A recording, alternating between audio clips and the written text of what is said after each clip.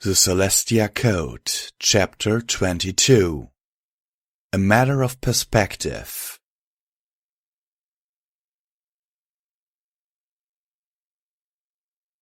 Simply defending us from the wild magic was an untenable position. In a very short time it would have made our environment too hostile to survive, even if I could cover every possible angle of attack while the escaping dark magic mutated the very ground I was standing on. I had to deal with the source of the problem. I told Jigsaw and Celestia to get into the lee of the stalagmite and stay there, then I dropped my shield. I planned to deal with each part of the problem in descending order of how appallingly dangerous it was, and got stuck on the very first one. I found that the increasingly erratic wobble of the broken crystal would shortly cause it to completely shatter, releasing all the rest of the energy within a single blast. Nothing in the city could possibly survive an event like that. I tried using my dark magic to stabilize it, but found that the fallen top fragment was still exerting a strong magical pull on the rest of the crystal. The contagion effect was making it want to reconnect with the main body of the crystal with a force that I didn't have the strength to directly counteract. I needed some way of nullifying it before I could do anything else. I remembered the wire and grounding rods I had brought with me. If I could make a connection circuit from the fallen fragment through me. The problem was that I had to fend off the blasts from the lower part of the crystal and occasional creeping horrors at the same time. I needed help. "Jigsaw!" I screamed while simultaneously stomping an obstinate tentacle that used to be a changeling's foreleg. I gave that mare full credit for bravery because she was at my side in an instant despite having to expose herself to the howling chaos of the disintegrating crystal. "The wire!" I shouted at her. "Wrap one end around my rear hoof and the other around the spike, then send the spike over the fallen piece of the crystal and wah!" I had to pause to blast the multi-legged fanged thing that reared up in front of us. "Try to get the spike in contact with the crystal, even if you can't embed it." Celestia joined us and stood by Jigsaw, using her own magic to blast away at the smaller nasties that were crawling and slithering towards us. When Jigsaw had attached both ends of the wire, she took the rod in her mouth and started to make for the fragment. "Jigsaw, stop!" I yelled. "Use your magic!" She shook her head. "It's too far, out of range of my horn for something this heavy. I'll have to carry it closer." "You're not going out there!" Celestia hissed at her and moved to block her path. "Just what do you expect me to do? Throw the stupid Oh, wait. Jigsaw dropped the spike and caught it in her magic. "Sassy, spread out the coil of wire so it won't tangle when it gets pulled out fast. Yeah, like that." Jigsaw hefted the spike, muttering.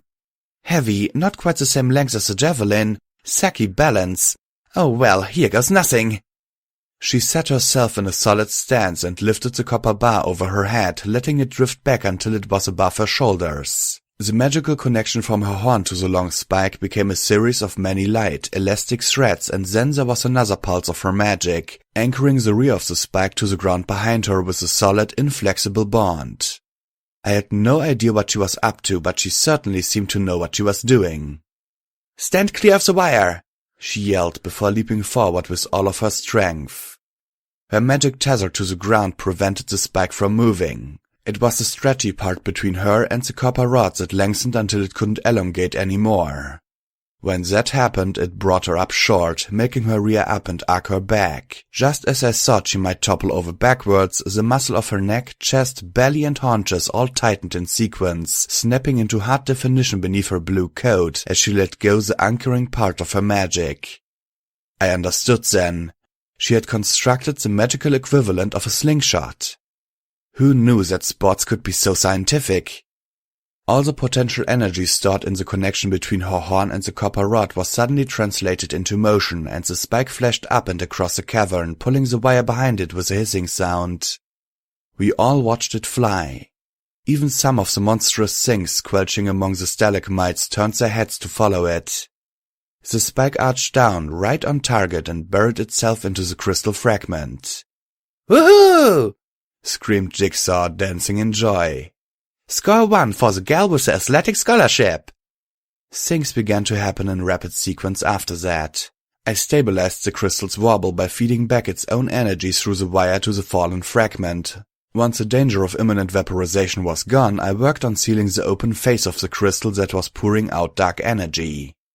As soon as the black tendrils and green whips of wild magic began to die away, the next squad of changelings began to emerge from the hole in the ceiling. We were caught between stopping the dark magic and fighting the army of Queen Chrysalis. I had to let just enough magic leak out to keep the changelings out of the cavern while trying to redirect most of the flow down the sides of the crystal to my system of energy drains. A controlled flow wasn't enough to deter the enemy troops, and a full flood was going to fill the cavern with deadly energy and things. So I altered, letting the crystal erupt and taming its magic in a pattern that was, hopefully, random enough that the changelings wouldn't risk a sudden rush. If I hadn't had Jigsaw and Sasarasha with me to battle the newly spawned monsters I couldn't spare attention for, it would have ended right there. Anyone who thinks we equines are placid, gentle creatures would have been stunned by the ferocity and determination of those two magnificent mares that day. When their magic gathered low, they used their horns, hoofs and teeth. Celestia bless them, they kept me safe. It was a good tactic, and it might have even worked. What we would have done when the crystal and all of us were exhausted and the changelings swarmed in, I'm not certain, but I'm sure I would have thought of something. As it happened, we never got the chance to find out. There was still a perilous amount of dark magic in the remains of the crystal when it shattered into millions of pieces. The alternating stresses caused by my manipulation of its energy flow had fatigued its very structure to the point where it simply disintegrated. 1 second, a web of tiny cracks appeared all over its surface, and the next... That tiny moment between fracturing and disintegrating gave me just barely enough time to react. I was channeling a large amount of dark magic through myself to keep the crystal stable, and it was a simple matter to shut off the conduits that bled it away.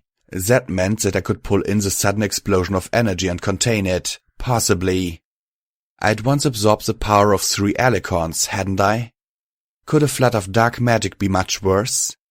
Given any time to think, I would have concluded that it was ludicrously dangerous, but that was a luxury I didn't have as I instinctively absorbed all the remaining wild magic the crystal had left. It felt... nice. I smiled. What had I been worried about? Oh, there were some little pathetic creatures assaulting my friends and I, but it was a trivial task to remove them all. I did so. I looked up to the hole in the ceiling where the changelings had begun to pour in, so earnest in the service of their queen. Adorable, really. I rose to meet them, and when they saw me, they turned and fled. I emerged into the ruined and roofless cornucopia building where there was considerable confusion and turmoil among the changeling ranks. They obviously needed to be organized. "Be silent," I told them. The outer wall of the building fell away and threw a great cloud of dust into the air. I removed the dust. It wouldn't do for my new subjects to be distracted by trivialities. They all cast long shadows that spread out in a big fan shape behind them. It was pretty. I swept the hoof out, indicating a line in front of me, and said, "Approach." They all cringed for some reason, but several moved to obey. Others milled about. Still others fled. I thought perhaps I should start with basic protocol and then ease them into more strict formations later. "You must bow before me," I instructed them. That was better. A large number flattened themselves to the ground. But there was one group in particular that didn't seem to understand. One of them shouted, "We obey none but our queen, you monster!" Oh dear, split authority? That hardly ever worked out well. "Your queen?" There she was, surrounded by a knot of larger, armored troops, glaring defiance at me. Well, no schoolroom could operate efficiently with 2 teachers intent on using different materials. She would have to go. "I am your queen now," I explained. One of the armored officers charged at me. I removed her. I turned my attention to Chrysalis. She set her stance and looked me directly in the eyes, her head held high and proud. That was nice. She was strong and brave. I respected that, and I thought that perhaps I would miss her when she was gone. Before I could act, a smaller changeling in armor flew up in front of Chrysalis and held her hoofs out towards me as if she could fend me off somehow. That was funny. She was afraid and her hoofs were trembling badly. Her hoofs. That was odd. All the other changelings had big holes in their hoofs, but the one that tried to protect the queen had only small dimples on her legs. Oh. Suddenly I didn't want to remove the frightened little changeling, but I needed to. I was confused. I didn't like being confused. It had been simple. Then it wasn't simple anymore. That made me angry. They shouldn't swat me. Who knew better than I how things should be organized? I had knowledge. I had experience. I had been in this situation many times before, only I had been on the other side. They couldn't win, but they were defying me. That was silly. Stop that! I told them. I swept a wing and brushed away a section of the city. It fell into the canyon with a rumbly noise that should have cheered me up. It didn't. Chrysalis reached out and pushed Cherie aside. There's no need for you to die, she whispered to her. Chrysalis thought I couldn't hear her, but I could. She took several steps towards me and spoke louder. If you are their new queen, you must care for them better than I have. I wished she would stop looking at me. Please, your highness, Cherie cried out. Don't! I unleashed my power. All those carved unicorns melted into slag. The ground buckled and warped, quartz paving stones exploded like fireworks, and sudden black smoke billowed up into the clear desert sky. It felt good, even though I had turned aside from the target I really wanted to smite. The changelings backed hurriedly away from the part of the city that was slumping into a shapeless mass. I suppose it had gotten a trifle warm. I glanced back at Chrysalis. She was still looking at me.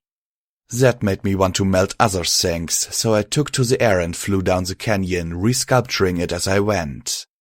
I knew I wasn't going to be happy until I fixed the changeling situation, but I kept going. Farther and farther from the city, burning everything that passed beneath me. When I started to feel lightheaded, I thought it was because I was becoming less upset. But I was wrong. It meant I was about to pass out. The last thing I felt was my wings thrashing wildly in the turbulence as I tumbled from the sky. The sand was probably real. Ponies don't dream when they're unconscious from some other cause than normal sleep, so I had most likely woken up. The sand tasted real. I tried to spit it out, but my mouth was too dry. I ended up just making pathetic little pfoo noises. I thought about standing up, and that's when I started to hurt all over. I attempted to summon up a palliative spell, but my magic was gone. I was completely drained. The sensible option was to continue to lie where I was and try not to think about hurting so much. Since I didn't have the energy to do much else, that's what I did. To keep from thinking about the pain, I thought about other things. Like what I had just done, for instance. It takes energy to be terrified, outraged, and ashamed, so I just lay there and thought about it. I was glad I hadn't killed Chrysalis and Cherie in my madness, but there were others. No, I decided I'd rather think about the pain. I thought the buzzing was in my head at first, but then I saw the black shadows rippling over the sand as the changelings came in for a landing in the arroyo. I supposed I wasn't going to be hurting for much longer. Is she dead? Chrysalis asked. It didn't sound like she cared much one way or the other. It was Cherie who bent down and looked into my face. I blinked to show her that I was still alive. She levitated over a gourd filled with water and dribbled some on my lips. I licked it away as she dribbled some more. Chrysalis walked over and settled down in front of me. Kick her on the horn if she tries anything, she told a subordinate. Hi, Chrissy, I croaked. She scowled at me. You just had to destroy my only hope, didn't you? Aha, I said. It was kind of funny. I guessed I was still a bit loopy. I would have laughed if I hadn't been sure it would be agonizing to do so.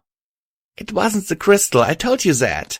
Stupid dark magic can't do anything good.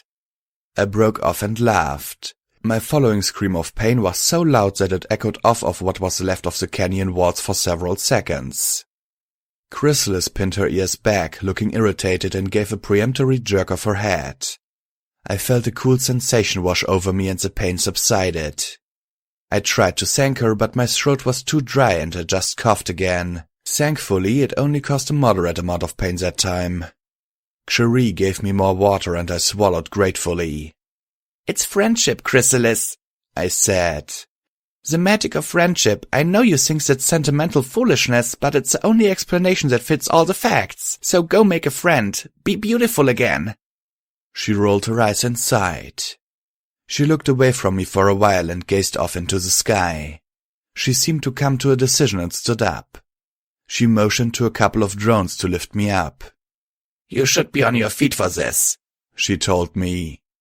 I gritted my teeth and set my legs in a good, wide stance before the drones let go of me. I wasn't going to let myself fall again. If Chrysalis could look her own death in the eye, I certainly couldn't do anything less.